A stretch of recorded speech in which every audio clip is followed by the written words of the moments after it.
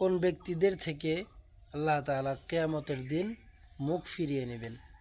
এ সম্পর্কে রাসূল করিম সাল্লাল্লাহু আলাইহি ওয়াসাল্লাম হাদিসে পাকের মধ্যে ইরশাদ করেছেন, 3 ব্যক্তিদের থেকে আল্লাহ তাআলা কিয়ামতের দিন তার মুখ ফিরিয়ে নেবেন। তার মধ্যে 1 নম্বর হচ্ছে ওই সমস্ত লোক যাদের টাকনুর নিচে কাপড় চলে যায়, অর্থাৎ যেগুলো জিনিস উপর থেকে পরা হয়, লুঙ্গি, পায়জামা ইত্যাদি। নাম্বার 2,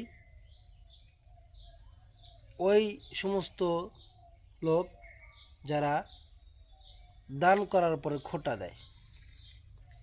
নাম্বার 3, ওই ব্যবসায়ী যে তার পণ্যকে বিক্রি করতে গিয়ে মিথ্যা কথা বলে যে আমার আল্লাহর কসম আমার এই পণ্যটা এত দাম দিয়ে কিনেছি, আপনার কাছে এত অল্প মূল্যে বিক্রি করবে কেমনে। তো এরকম মিথ্যা কথা বলে। আল্লাহ পাক সুবহানাহু ওয়া তাআলা হাসরের দিন কঠিন মুসিবতের সময়ও ওই সমস্ত ব্যক্তিদের দিকে তাকাবেন না। আল্লাহ তাআলা এরকম ভয়ানক 3টি গুনাহ থেকে আমাদের সকলকে বেঁচে থাকার তৌফিক দান করুন। আমিন।